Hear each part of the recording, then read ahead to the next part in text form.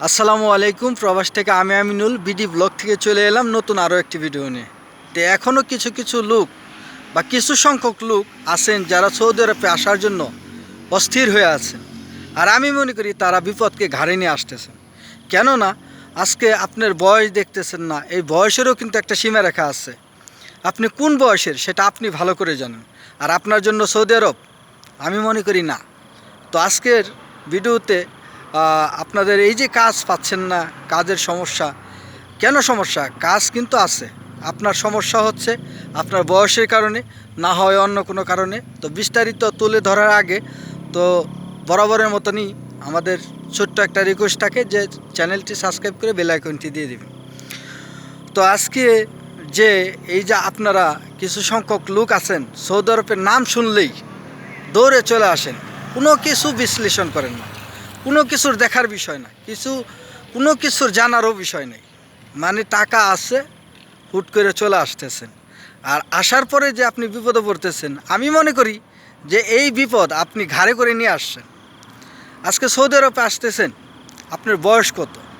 আপনার বয়সেরও কিন্তু একটা সীমারেখা আছে। আজকে আপনি অর্ধবয়সী হয়ে গেছেন, 35, 40, 50, আপনার দাড়ি পেকে গেছে, আপনি সৌদি আরবে আসছেন, আপনি বরাবর কাজ পাচ্ছেন না। কেন পাচ্ছেন না? আপনাকে দেখে কেউ নিতে আগ্রহী না। কারণ আপনাকে নিলে আপনি চুলু কাজ করবেন, আপনাকে বলে করে করানো হবে, করাতে হবে। তো এরকম সৌদি আরবরা কিন্তু এই যে আপনাদের মতো বয়স্ক লোকেগো বা যাদের চুল দাড়ি পেকে গেছে তাদেরকে নিতে চায় না। এটাই মানে আপনার জন্য বিপদ।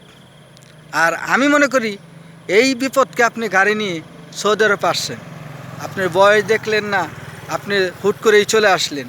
আর যারা কাজ পাচ্ছেন, হয়তো মাঝরাতে পাচ্ছেন বা ছোটোখাটো ইস্তারেতে পাচ্ছেন, ইস্তারাতে তেমন বেতন না, এবং কি মাজরায়ও তেমন বেতন না, কষ্ট প্রচুর। তো সেই ক্ষেত্রে দেখা গেছে যে আপনি খেয়ে দিয়ে কয় টাকা পাঠাতে পারবেন? আমি মনে করি যে আপনি ওই কয় টাকা যদি ডিভাইড করেন, তো ওই টাকা কিন্তু আপনি বাংলাদেশেও কামাচ্ছেন আমি মনে করি। তাহলে আপনার জন্য বিদেশ না। কারণ কি 35-40 হয়ে গেলে আমি মনে করি আপনারা সৌদি আরবে আসবেন না। আপনাদের কাছে বিনীত অনুরোধ, এই ভিডিওটি যারা নতুন করে আসবেন তাদের জন্যই বিশেষ করে। আর যারা আসবেন, দেখা গেছে যে 20 থেকে 21 বছর, 21 বছরের মধ্যে আপনি সৌদি আরবে আসলেন, বা 21 বছর থেকে 30 বছর পর্যন্ত, এর মধ্যে আপনি গেলে আপনার তখন আপনি হচ্ছেন নৌজওয়ান। আপনাকে যে কোনো মানুষ দেখবে, পছন্দ করবে, দেখলে পছন্দ করবে। আপনাকে যে কোনো কাজ ডাকিয়ে দুকিয়ে করাতে পারবে। এবং কি সৌদিয়ানরা এই ধরনের বয়স যাদের হয়, বা এই যে জোয়ান বয়স, এদেরকে অ্যাকচুয়ালি পছন্দ করেন সৌদিয়ানরা। তো আমি মনে করি যে এদের জন্যই সৌদি আরব। কারণ সৌদি আরব সবার জন্য না। আপনি এই যে বিপদে পড়তেছেন, আপনি তো বিপদকে গাড়ি নিয়েই চলে গেছেন সৌদি আরবে। আপনি কিছু জানলেন না, বুঝলেন না, আপনি না জানেন কাজ, না জানেন ভাষা, না জানেন কিছু, তো আপনি হুট করেই চলে গেছেন সৌদি আরবে। আপনাকে দেখে কেউ পছন্দ করতেছেন না। তো এটাই আপনাদের যারা এই যে এই ধরনের বয়সের লোক, তারা মনে করি যে বিপদকে ঘাড়ে নিয়ে সৌদি আরবে আসেন। আর যারা জোয়ান বয়স, আমি মনে করি এদের জন্য ঠিক আছে। ভাই, সৌদি আরবে কাজ এখনও আছে, কাজ নাই কে বলছে? কাজ আছে, কাজের জায়গায় কাজ আছে, কিন্তু আপনার বয়সটা আর একটা মানে নির্ধারিত একটা টাইম আছে যে আপনি এই বয়সে গেলে আপনার জন্য সৌদি আরব পারফেক্ট আমি মনে করি। তো সেই ক্ষেত্রে এই যে যারা অর্ধবয়সী হয়ে গেছেন তাদেরকে বিনীত অনুরোধ করব যে আপনারা সৌদি আরবে যায়েন না।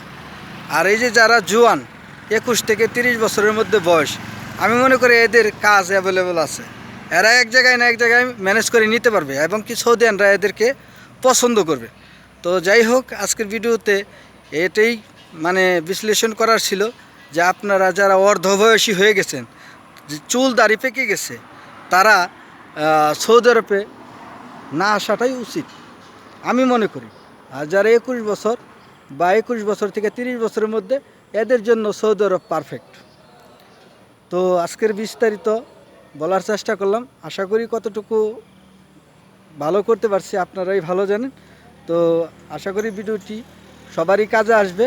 তো ভিডিওটি যদি অবশ্যই ভালো লাগে তাহলে লাইক কমেন্ট শেয়ার করে পাশে থাকবেন এবং কি বেল আইকনটি দিয়ে দিবেন, সাবস্ক্রাইব করতে ভুলবেন না। তো আজকের মতো আমি আমিনুল এখানেই বিদায়। আসসালামু আলাইকুম।